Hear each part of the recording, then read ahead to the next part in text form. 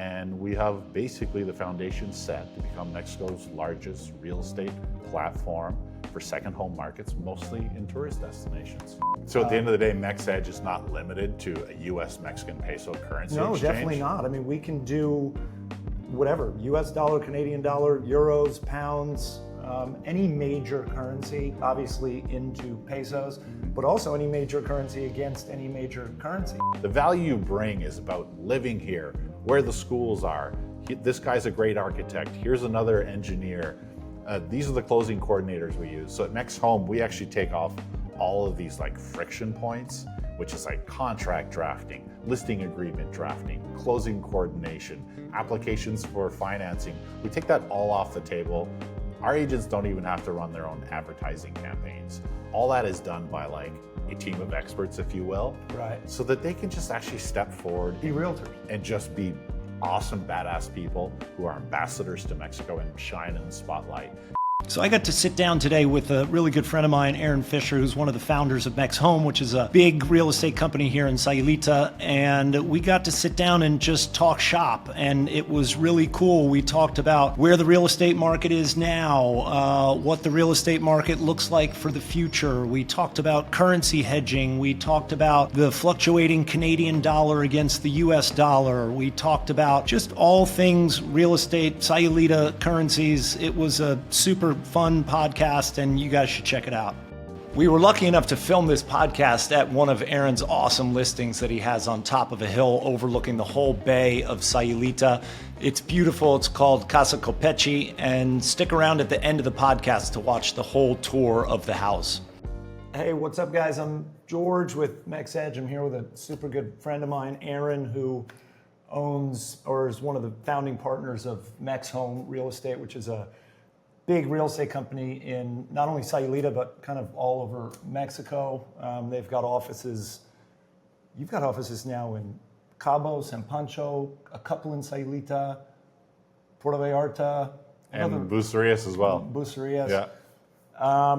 And it's funny, I met Aaron, I did a TikTok a while ago about just family units in Mexico and how families were included with everything. And I told a story about how a friend had invited me to a party right when we had moved here. We'd lived here for maybe 2 weeks, and that friend was you, and you were like, hey, George, come over and have a barbecue at my house. And I was like, great, we got invited to something, you know, we didn't know anybody. And so we got a babysitter and showed up at Aaron's for the barbecue, and Aaron looked at us and he was like, where are your kids? And I was like, oh, well, we got a babysitter to come for the barbecue. And Aaron was like, no, dude, in Mexico, kids come to everything. So, and even before that, I remember I had seen you on, House Hunters or one of those TV shows. So I sort of knew your face. And then I ran into you at Chewbacca, like the day 2 that I was living here. And you were at the ATM. And I came up and I was like, I know you. You're Aaron. And Peter Stringfellow, a good friend of mine from college, was working for you at the time. And I was like, you're Peter's boss. And you sort of laughed. And that's kind of how we met. But anyway, I've known you for a super long time. You've been a great friend. And psyched to sit down and talk shop about sort of Sayulita real estate, Mexico real estate, MexEdge, MexHome, whatever. Yeah, likewise. Man, meeting you was awesome. I heard from a friend that you were this guy that showed up and was making fast friends with everybody in town. How does this guy know all the locals so quickly? I had to meet you. And your story is absolutely incredible, how you landed in Sayulita, you know, bringing the whole family component, making a massive life change to come here. It was like, resonated with me. I've been here for 25 years. So I'm kind of like always curious about what makes people make that jump, you know? Obviously you were a super successful guy in the States, and now to kind of uproot your family and come to Mexico, I really wanted to understand that. And yeah, it's been awesome knowing you and seeing all your expertise, laying your roots in Mexico and now launching this awesome business, and tons of synergy between MexHome and MexEdge. Totally. Love the name, by the way. Yeah, and I look forward to doing transactions with you and passing on that benefit to our clients, really. Well, it's funny because we almost named the company MexEdge, but it was too close to Mex Home, and we were like, no way, we can't do that. There's already one Mex Home here. So We would not be offended one bit. I think it's awesome. So that doesn't work. So tell me just a little bit. I mean, you're probably the biggest real estate company in here. Tell me a little bit about what's going on in the market right now, just in Sayulita in general. Yeah, it's always weird to hear somebody say the biggest real estate company because we started off in a tiny little. And actually, let's back up. Tell me how you did start off. Give me some background. Tell me the story. Yeah, so Mex Home was actually, upon its inception, was built as a startup. And there's just very few startups in Mexico that are actually targeting the real estate market, bringing US best practices into the Mexican market. So we started off with a tiny office, maybe 120 square foot, and we had no listings. So all we would do was convert our walk-in traffic and sell other people's properties, other people's listings. And bit by bit, they started to see we were placing our best practices and closing transactions. Our overall goal was to become an online juggernaut, and which is actually where we are here today. Well, mission accomplished. Yeah, but so that took a lot of foresight and a lot of not winning for many years, just building high quality content on a site with great structure, good SEO. So now if you search Mexico real estate. Yeah, you're the first thing that comes up. Well, the top 3 or something. So that's been able to supercharge our platform. So now we can expand our physical footprints to different destinations. Now we're connected to 2 APIs. So all the information you see on Mex Home is fully reliable MLS, high quality data. We will not touch dirty MLSs that are not governed by a true board and association. So yeah, we've been able to validate a simple business model. It's not rocket science. And we have basically the foundation set to become Mexico's largest real estate platform for second home markets, mostly in tourist destinations. So and that's super rad, Felicidades. Thank you, brother. But even before that, you moved here 25 years ago. Mex Home is how old? 8 years. 8 years. So before that, I know you were a surf instructor for a while. Just tell me a little bit about that. Yeah, so I was like a deadbeat beach bum. So it was the best job I've ever had in my life.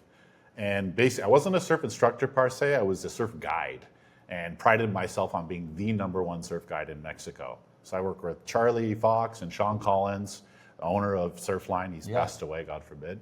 And then there's also Charlie Fox, who did all of the forecasting for this area, and I'd help them calibrate their surf models for this area. So I got to hang out with like Wingnut and Sam August and Robert August and Sean Collins and Timmy Kern, all these big swinging surfers. Right. And it was honestly the hardest job I've ever done, but the most fulfilling. So when I retired from Mex Home, I planned to go back into that. But a big component that made me different, I was one of the early adopters to digital cameras. Surfers back in the day never had pictures of themselves surfing. Right. So I had a high quality camera and I would take pictures of them. And as simple and as silly as that sounds, learning how to get a digital camera onto a computer, burn a disk, that was like my foray into the tech world, as novice as that sounds. But from there, real estate guys would ask me, hey, can you take pictures of our listings? Can you take pictures of our development, of this property we want to position? So actually, just by being a photographer was a complete entry point for me into the digital landscape. So from there, I ended up working for developers for years and years, so I understand Mexican best practice. And not only am I fully bilingual, but I'm also fully multicultural. I understand the cadence of Mexican business and the etiquette, which is a huge thing, as you know. And and your Spanish is perfect. I can't say perfect, but I really love good. the Spanish I'm language. Jealous. Yeah, I'm jealous. Yeah. Well, I was in that position years and years ago. I would see people using their Spanish, and for me, it was like a superpower, and I just did everything I could to try to garner that. Yeah. No, I wish. My Spanish is más o menos. Pretty good. Yeah, I can deal. I just wish I had taken the time, and it's just, where's the time, to really immerse myself in it. I can get by, I can deal, but, being on phone calls can be tough if I'm dealing with Well, that's what you need to do. Something, it's just, that can be You hard need to be uncomfortable as much as possible, because as soon as you remove hand signals from the equation, you're then forced to learn Right, that's the why verbiage. the phone is such a huge jump when you're Yes. trying to speak Spanish, for sure. Aaron, tell me a little bit sort of what you think's going on kind of in the Sayulita market. You know, I've got a couple houses for sale that have been for sale for a long time. You know, I'm constantly talking to realtors, given what we do, obviously, and yeah, I'd just like to hear sort of your take on where you think the market is, why it is where it is. Yeah, it's really tough. At the end of the day, Sayulita is a niche market that's experienced booms for the last 20 years. So we haven't really had like a downturn. We had a bit of the mortgage meltdown in '07 Right. that affected things. But since then, we've been on a major upswing. If you look at all the major indicators like web traffic, conversions on website, even Google Trends, everything shows positive interest in Sayulita. That being said, there's so much uncertainty right now globally with tariffs, with geopolitical situation, and the biggest indicator really is high interest rates. The average buyer who buys property in Mexico will do a home equity line of credit. Right. So the average purchase price is always exactly the same to the average available equity to a foreigner. So as soon as interest rates come up, you kind of cut off that tap, and it really affects people's ability to initiate a purchase. So, Or what they can afford. or what they can afford. But then you add in all the uncertainty on the geopolitical side, and now we have people sitting on the sidelines. So at the end of the day, Sayulita is a rock solid market because it is niche, it's very protected, there's very little inventory always available. Right. But at the end of the day, the dust needs to settle in order for Sayulita to kind of kick up into high gear again. I personally see this as like a medium to short-term challenge. I expect summer to be still quite quiet. If the Fed changes things in the United States and brings down interest rates by even a point, we should see an uptick in offers. Well, when just all the craziness settles, right? Yeah, I just mean, the overall craziness. People are just kind of up in arms and unsure of things. So certainty is everything in the game, but I expect things to kind of kick back into high gear probably around November of 2025. How do you think, and you see this data every day, Yeah. like areas like Bucerías and Puerto Vallarta, do you think those markets are stronger than Sayulita right now, or it's all about the same? So markets like Bucerías and Puerto Vallarta are stronger, but let's make something clear. It's a buyer's market. Things have absolutely shifted. We're seeing rising levels of inventory, even within the niche markets like Sayulita, but Bucerías and Puerto Vallarta, those offices for us are kind of our newer offices and hadn't been fully validated. Bucerías, we've seen a 3x on closings, and Puerto Vallarta, we've seen a 5x on closings. That being said, it's still, people are looking for finished units. The pre-sales are really flat right now, unless they're at their later stages of delivery. So Puerto Vallarta is a juggernaut market. Bucerías is kind of next to kin, but Sayulita is niche. It's very left-wing as well, so people are very affected by the political throes, Right. where Puerto Vallarta is just a little bit more homogenized. Interesting. Yeah, it's funny. I remember when we started MexEdge, one of the first things we did was kind of drive through Bucerías, and we would just go into sales offices and just talk to people, you know, that were in the sales office and explain our products and our currency hedging stuff. But on that day, this is, I don't know, a couple years ago, and driving through Bucerías, there were, within like 5 blocks, there were like 10 different massive developments. And I personally thought, I was like, wow, this is going to be way too much product for the market to absorb. And I was skeptical, but it looks like a lot of that stuff has actually sold. And a lot of those buildings have been finished, not all of them, but I don't know, I didn't think that would happen. Yeah, I mean, Bucerías is a solid market. A big piece of that is they have so many hotels located in that district that they kind of have an automatic feeder of clients that just come and stay there. Interesting. Everyone walks the main street, which is where all the real estate offices are and where a lot of the development is. So they kind of win just by having so many numbers. Where Sayulita, we don't have any huge major hotels. It's much more boutique or Airbnbs. So we don't get those high volume of traffic that we'll see in the other markets. Interesting. Yeah. Interesting. Yeah, one of the reasons, one of the reasons I sort of love Mex Home is, you know, I'm personal friends with a bunch of your agents, and I think a lot of those agents are super good, and we work with, we've worked with several of them with MexEdge, helping them secure currency stuff. We just did a deal last week with Layla, who's one of your rock star agents, and she had a client who was buying a house in Selvamaku, and she came to me because she's aware of our product and was like, hey, George, I'm going to tell my buyer to negotiate this in pesos instead of in dollars because the developer's a Mexican developer. And when she went to the developer to negotiate it in dollars, negotiate it in pesos instead of dollars. Back up. She said, blah, blah, blah. She came to me and said, George, I want to use your product because this is a Mexican developer and we want to negotiate in pesos instead of in dollars because we think we're going to get a better price if we negotiate in pesos. And sure enough, they went back to the seller and negotiated in pesos versus dollars. And yeah, he came off the price about, 5+% based on what the actual exchange rate was on that day. And it just sort of goes to show you that Layla, A, understands our product, B, takes sort of her fiduciary responsibility serious with her clients. And when she knows she has a product like that to get a better discount and protect her client against currency risk, she's smart enough to, bring us in and to help her on the deal. Yeah, Layla's one of our top agents, and an important thing about her is she really wants to understand how to improve her service to her clients. So MexEdge is a couple of fold. There's the educational component, which you do a great job of explaining.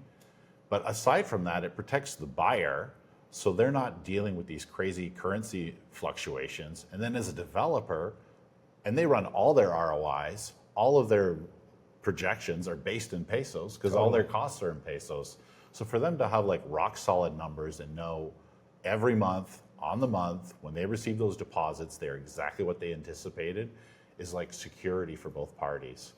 Yeah, we always say that like there's not so much that can necessarily go wrong when you're buying a property or developing a property or building something, but there's just so many variables that can affect that. So if you have the ability to take control of one of those variables, being currency fluctuation, you'd be crazy not to take control of it, right? Because it's just one thing that could mess up your whole deal. Well, and at the end of the day, people don't actually realize how much money is at stake.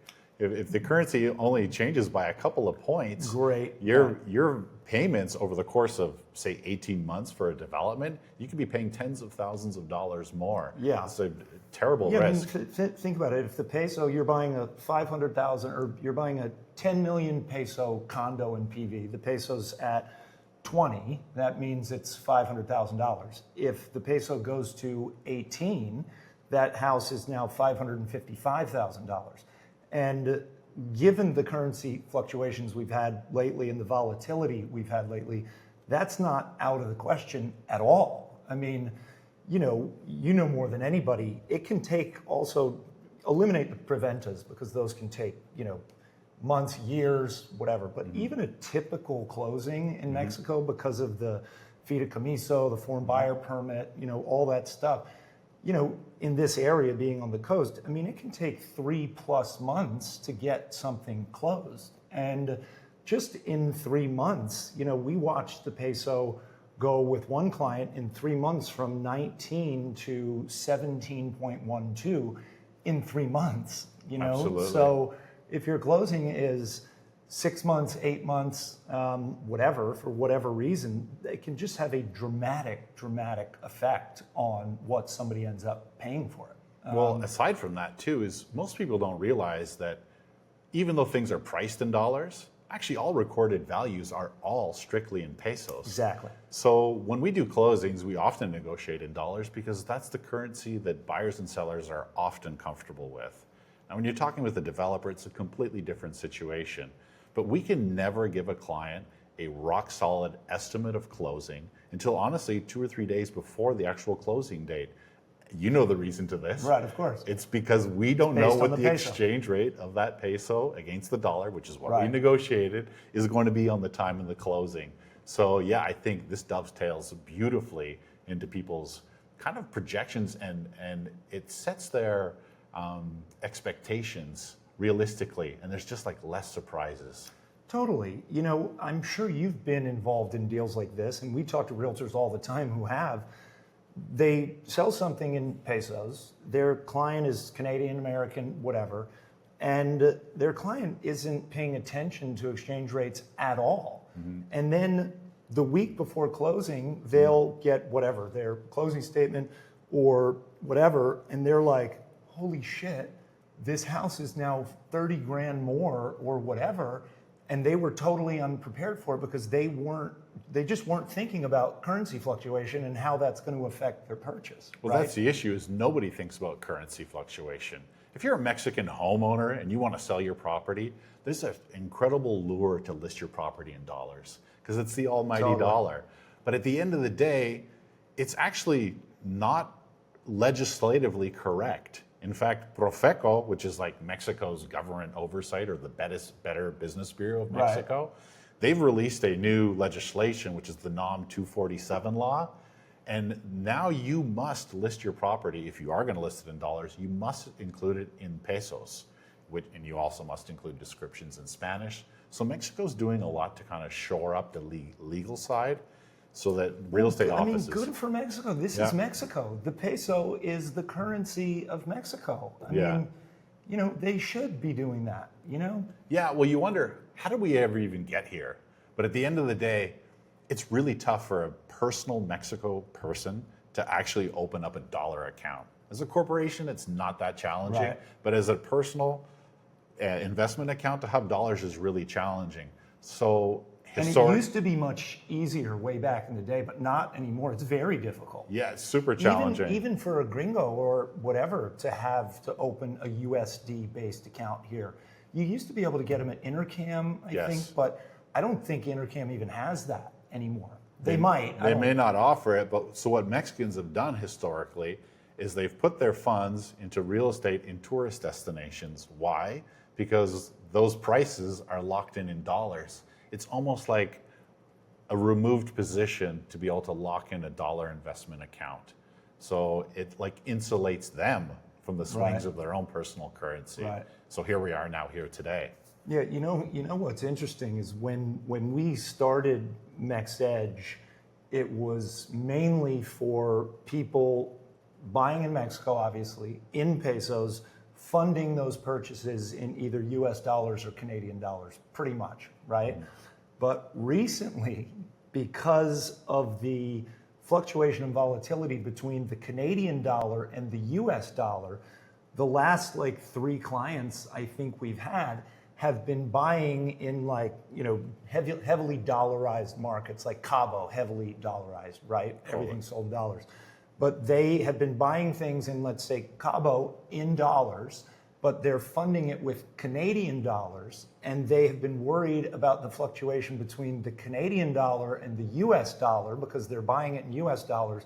So we've been hedging that risk between the Canadian dollar and the US dollar, with pesos basically having nothing to do with it. So at the end of the day, MexEdge is not limited to a US Mexican peso currency exchange? No, definitely not. I mean, we can do whatever, US dollar, Canadian dollar, euros, pounds, any major currency, obviously into pesos, but also any major currency against any major currency. You know, maybe you have euros and you're buying something in San Miguel in dollars, but you're worried about that euro to dollar exchange rate. No, we can lock in all of that stuff. It's a great tool. I think your biggest challenge really with MexEdge is that kind of educational component. It's something we've dealt with for years and years on what the process is to buy in Mexico. And we've kind of ironed that out to like a smooth kind of understanding. That being said, your product is new, although maybe globally it's not a new concept. Right. That being said, I think you and maybe 2 other companies are the only ones really offering this service in Mexico. We're the only company offering it to individual buyers. So, you know, yes, if you're a corporation, there are big banks that you can go to and get these types of hedging products. Forward contracts are what we use to do it. So if you're a big corporation, yes, you can go to a bank and get that. But If you're an individual, most banks' risk appetite just says, no, we don't want to deal with individuals. So we're literally the only company in Mexico that specializes in real estate transaction purchases or developments, whatever, hedging that for individuals. I mean, I see the value of like bringing this to a customer to help them insulate their purchase. Are you guys also like attacking developers, or are you guys targeting developers? Yes. Because those are the guys that could really Totally. benefit from your service. No, totally. We're actually working on a hotel deal in Tulum right now. It's about an $8 or $9 million build. It's weird because they have a Bank of Mexico loan, but the loan is in dollars, but they're building in pesos. So they're freaking out, obviously, because on a deal that's that large, you know, peso goes from 20 to 19 on $9 million. It's in a huge amount of money. So we're working with that developer to hedge all their currency risk by just locking it in at the beginning so they know exactly how much their construction is going to cost through the whole project, no matter what happens. Again, it's just getting rid of that one variable, right? Absolutely. So yeah, you know, it's obviously harder to work with developers. I mean, you work with them all the time. You know, developers have so much shit going on all the time. It's hard to get them to focus on sort of, you know, this currency exchange, right? They don't focus on it until it's like too late. You know, it doesn't, until it's a problem, they're not paying attention. So yeah, what you said about, you know, having to educate people on currency swings, that's what we spend, you know, 90% of our day doing, just explaining how these products work, how they will benefit you, the risks associated with not using a product like ours, because people are just totally unaware. You know, when you're buying a house in Mexico, think about it, you know, especially if you're moving your whole family down here, there is so much going on, right? You're dealing with, you know, maybe you're in a construction project, but you're dealing with your immigration, you're trying to find schools for your kids, trying to just, that whole move is so overwhelming sometimes. And then we're then throwing another thing at them like, well, you really also need to be paying attention to currency swings because it can have a dramatic effect. And then sometimes they're just like, oh, like I can't, you know, it's the straw that breaks the camel's back. But they really do need to be paying attention to it. You know, not only on real estate purchases, that's what we specialize in, much larger sums of money, but just for your day-to-day, you know, spending. You know, when the peso, whatever, last year went to 16.32, you couldn't go to a bar without hearing a gringo bitching about now how the beer was $4 instead of $3 or whatever, you know, because it has a dramatic effect just obviously on your real estate purchase, but just on your day-to-day living if you live in Mexico, right? Yeah. Yeah, I'm kind of constantly impressed about how the peso performs. It almost seems like unnatural to me. Where do you see the peso going against the dollar over like the next 6 months? We get asked that question all the time. The reason that we started MexEdge in the beginning was because when I was building those two houses on Chiripa, when we crunched our numbers at the beginning, we did our pro formas. The peso was at 22. We thought we were being conservative by using 21 in our pro formas. Yeah. Well, we all know what happened. The peso went to 16.32. It cost me over $150,000 just in currency fluctuation. That's a long-winded answer for saying, meaning I don't know what the peso is going to do. That's why we started the company. And I don't know because if I didn't know, I wouldn't have gotten burned building those two houses. But it's especially hard to predict right now. Just we're in a global trade war. You know, Trump is imposing tariffs one day, he's removing them the next day. Who knows what he's going to do? If you Google it too, and you're like, well, what's the peso going to do? You'll find like PhD economists guys talking about how it's going to go to 22, and there's just as many articles out there saying it's going to go to 18. So even the experts are totally divided on what they think it's going to do. I mean, isn't that the greatest motivator? You get burned so bad, and you know that there was a solution in place, so you design a business Totally. So nobody else has to step in that same. Totally. And when we did it, we just sort of found the solution for just my personal problem building stuff in Mexico, and then after I had figured it out, other people sort of came to me and said, hey, George, I know you figured out how to hedge this, can you help me? What do I need to do? And that's sort of when the light bulb went off, like, wow, this is a company. Everyone is in my shoes. Yeah. And that's basically why we started it. So, I mean, that actually resonates with me like crazy. When I first got into real estate in 2005 in Mexico, I worked for an office, and basically what they did was they gave you a desk shift and a business card, and you had to actually do everything.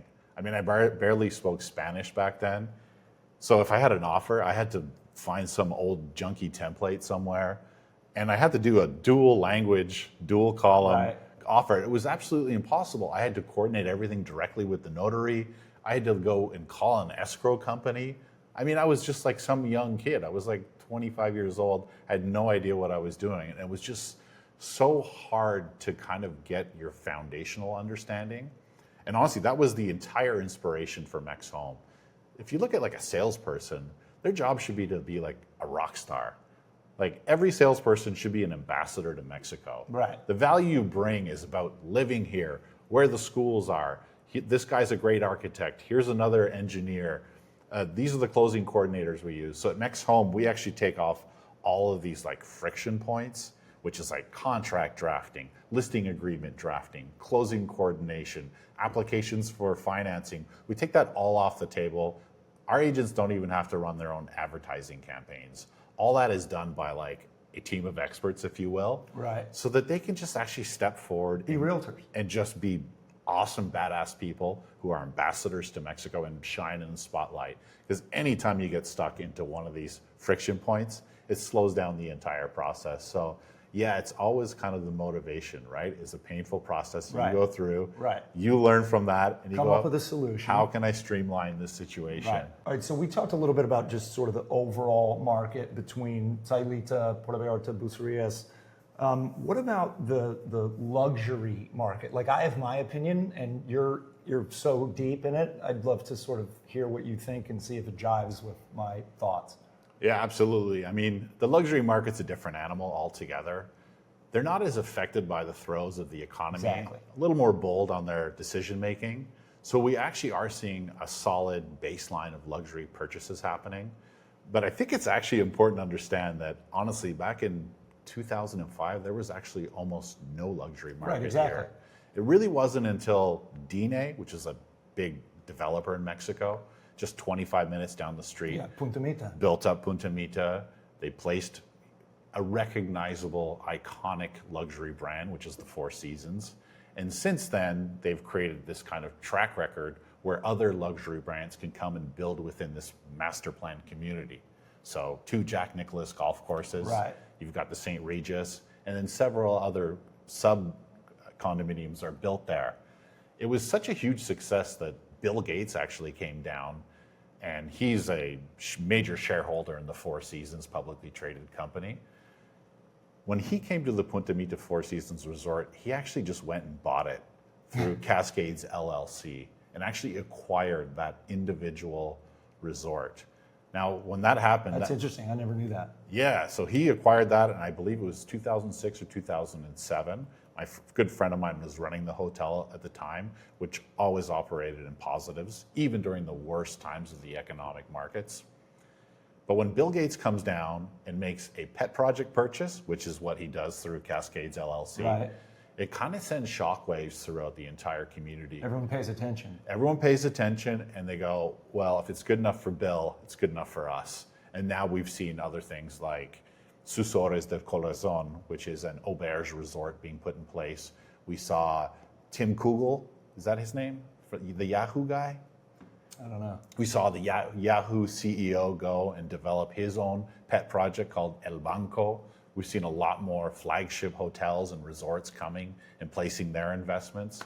So again, it's unbelievable. Sayulita is this little bohemian chic town. With $2.5 million houses now, on the beach or wherever. But it's not crazy to see a $2 million house in Sayulita these days, whereas 10 years ago it was crazy. It I mean, there's was, not many, but no, there aren't they're many. there. Yeah, so we are seeing people still purchase these Mine. $2 and $3 million homes. Got a buyer for you. So we are still seeing people buy these homes, and But how has that market, has that been stagnant? Has that been stronger than the whatever $250 to $1 million market? Has it been the same? the luxury market has been dissuaded. They are completely still active in their purchases. In general, people are waiting on the sidelines because we know that things have shifted to a buyer's market. That being said, wealthy people do not have that downward pressure to sell. Well, a lot of times wealthy people aren't tied to interest rates either, right? They're not getting a home equity line. They're just paying cash for it. So, Well, they're not tied to that. And a lot of people don't understand is the luxury vacation rental market is a huge cash cow in this area. There's villas that rent for $10,000, $15,000, $25,000 per night. yeah, we went to one for your birthday like 7 years ago. That was a nice day. Yeah. I was lucky to get a very good deal on that. It was incredible. But there's a lot of these kind of show-stopping villas that are available for rent. I don't even call them villas. I call them almost boutique hotels. Right. But they are operated as villas. And that's something that really changed the landscape as well, was kind of the emergence of Airbnb. And then Airbnb acquiring Luxury Retreats, which is a Montreal company. But at the time, it was the largest luxury villa rental platform in the world. And by acquiring all that inventory, they launched Airbnb Lux. And now Airbnb Lux services all of Punta Mita, all of the North Shore, and all of the high-end villas in Punta Mita. Oh, interesting. I never knew that. Yeah. You're full of knowledge. I Thanks, love Brad. it. Absolutely. Let's talk a little bit about construction prices. I know as a realtor, you get asked that all the time. As a builder and developer, I get asked that all the time. Sort of, what have you seen? And then I'll sort of chime in what I've seen. Yeah. So when you talk construction prices, I feel like you're talking two different worlds. Because in Mexico, you can always build cheap. Like, even if prices go up, you can still build a home with basic structure. You can still build a home with simple windows, simple doors. Right. It's only when you want that North American experience that you really feel the cost increase of materials and all the fundamentals that are part of building a home. So yeah, yes, you can still build a home cheap in Mexico, and that's a wonderful thing. But at the end of the day, construction costs have gone up tremendously. If you want American or Canadian standards, it's not. People always say, "Oh yeah, it's $80 a foot, it's $100 a foot," and I'm like, A, it's not, but B, here, like in the States and in Canada, like square foot is considered like heated square footage, Correct. Right? But in Mexico, there is so much outdoor space. When somebody says, well, what is this going to cost per square foot? I'm like, well, you can't look at it like that, because are you going to consider the whole palapa that in the States wouldn't be considered like heated square footage? Are you taking that into account when you're calculating what it costs to build per square foot?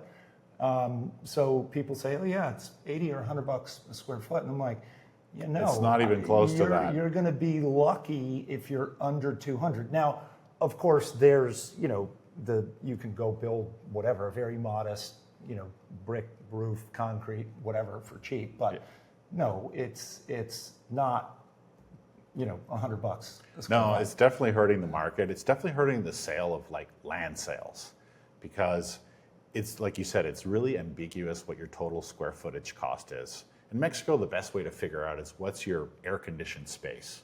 But often builders will incorporate your driveway as total square footage, your pool, and your rooftop, which has no covered space whatsoever. So it's really important to get down to brass tacks and figure out actually what's being delivered, and then figure out the math from that point forward. Totally. No, it's a good point. Well, there is another opportunity though. When you look at the rising cost of construction in Mexico, what you can actually do is look at resales that are on the market. A lot of properties were built 10 and 15 years ago. And renovate them, right. Those things were built so cheap, because you remember what the costs were back then. They were dirt cheap. Again, that's the $70, $80 a square foot. Now, people didn't get loans to build these homes. They built them brick by brick. They built them paycheck by paycheck, and now they have kind of a great home. So what you can actually do is come in and buy that home for essentially the cost of the land. Right. You buy that, and you put maybe $150,000 to re-gut it, which is what I did with the home in Bucerias. I changed all the floors, all the windows, all the doors. I repolished all the walls, brand new electric, brand new plumbing, and it's about a 2,200 square foot home. It cost me 150 grand to completely renovate it, which was an old junky Mexican house, is now actually just a banging sweet home now. So I think there's a flip opportunity. That's what we did at Volmonte on Gringo Hill. We bought the house mainly because we wanted the land, and then we put in a road and subdivided, sold off the lots, and then sold off the house. But we bought it for the land price, even though there was a house on it. And then somebody wanted that house.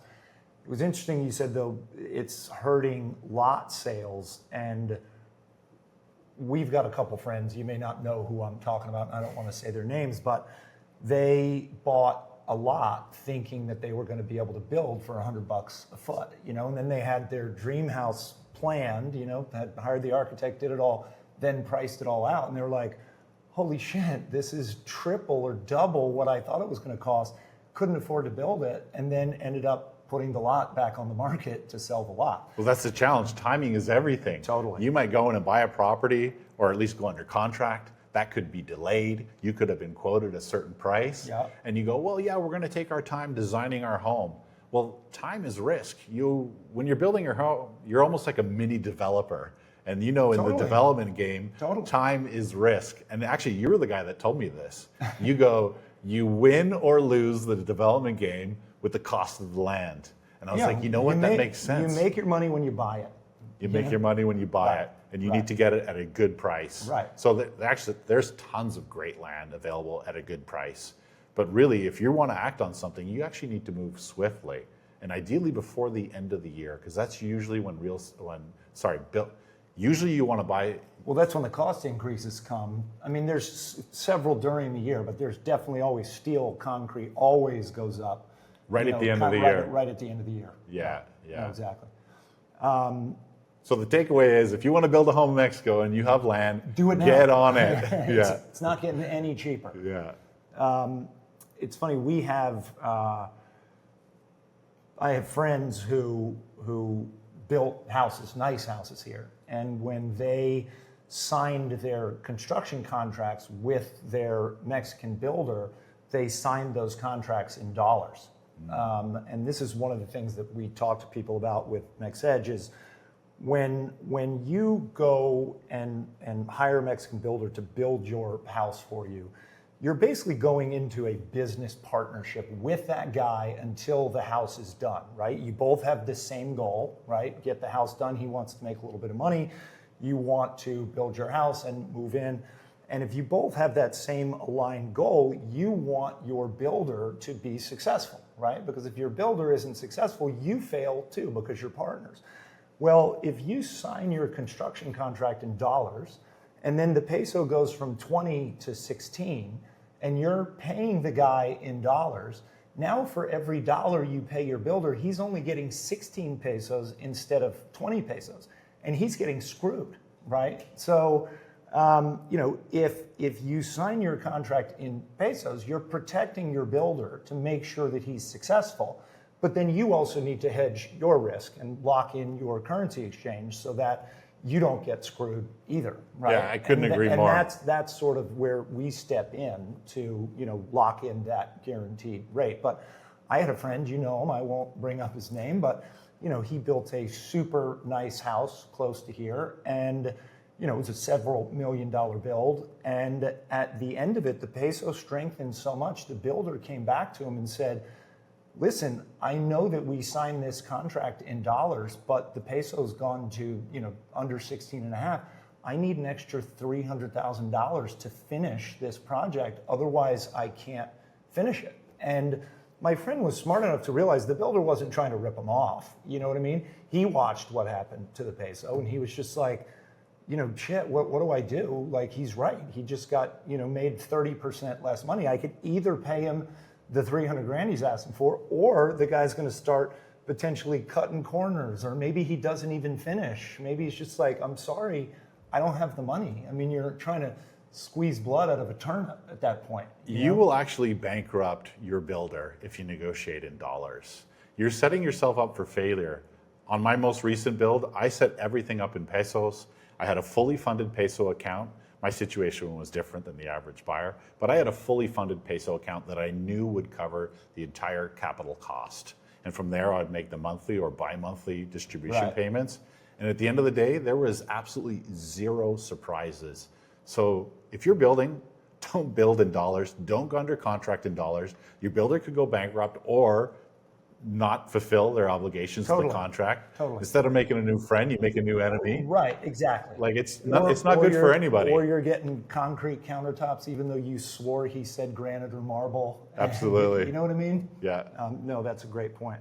Hey, so you've obviously you've been here for 25 freaking years. I mean, OG, AF, you've seen it all, right? So you've watched Sayulita go from this teeny tiny little surf town, Pueblito, to this, what it is now, right? You know, it's got a great surf break. It's just got the greatest vibe. Where do you think sort of that next Sayulita is? I know I get asked that question all the time. Where do you think that is? Where's it going next?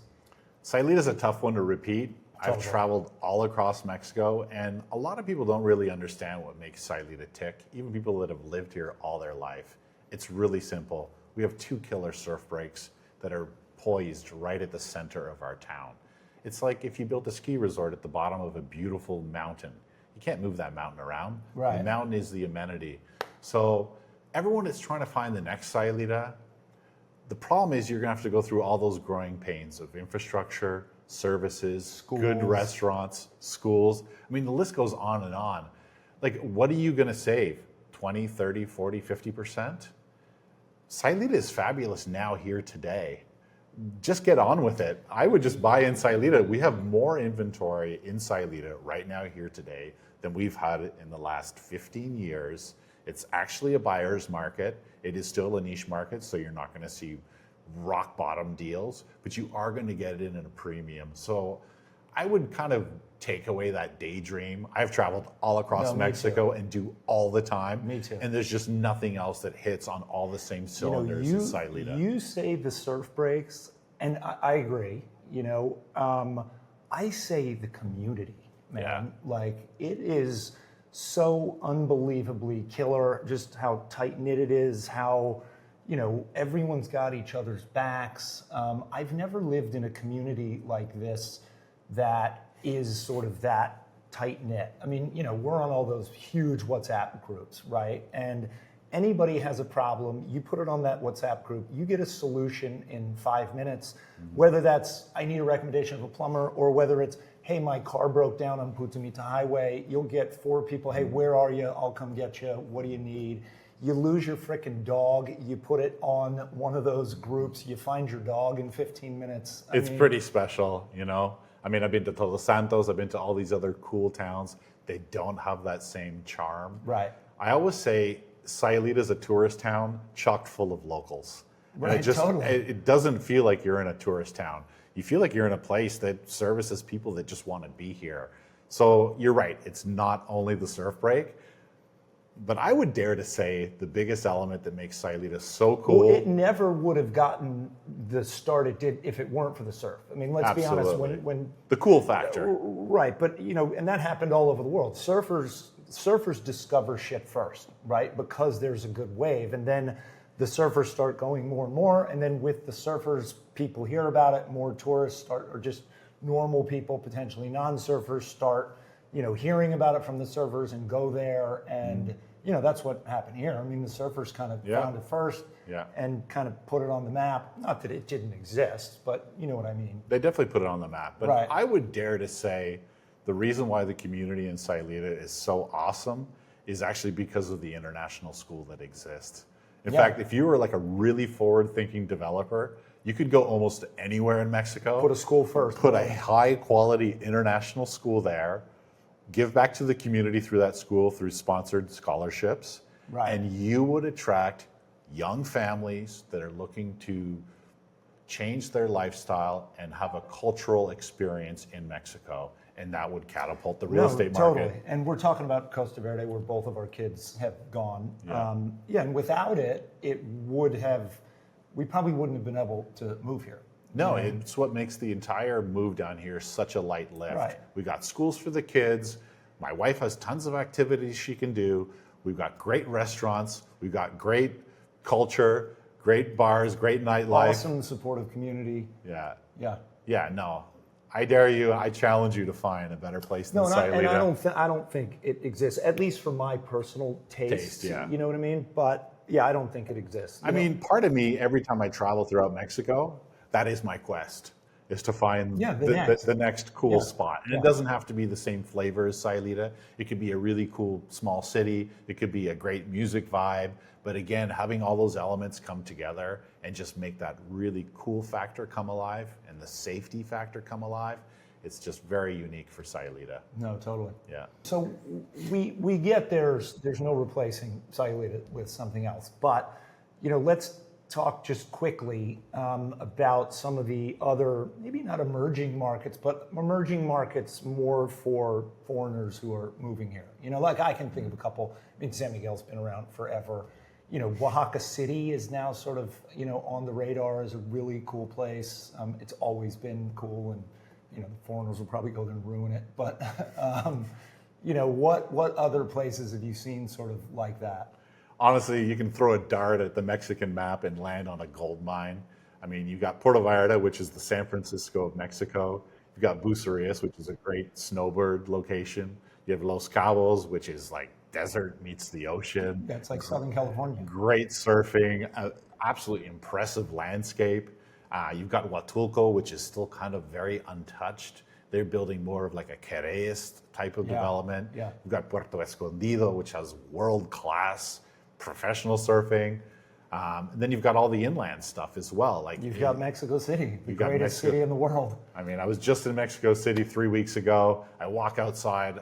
There's more trees in Mexico City on any given street than there is here in Sailita. We live in the jungle, so it's absolutely unbelievable. Beautiful fresh air, awesome restaurants, tons of services, tons of young people doing cool things, tech startups. I just felt the vibe there is so Mexico City great. to me is funny because the sort of American media portrayal of Mexico City couldn't be further from the truth of what Mexico City is. Yeah. And maybe now because of all the influencers and all that who are kind of, exposing it all, which I wish they would stop doing. Yeah. But, the American media makes Mexico out to be, dirty, dangerous, a concrete jungle, and it couldn't be further from the truth. I mean, the neighborhoods where, I've been there with you several times, but the neighborhoods where we hang out are some of the greenest, cleanest, safest inner city neighborhoods I've ever been to.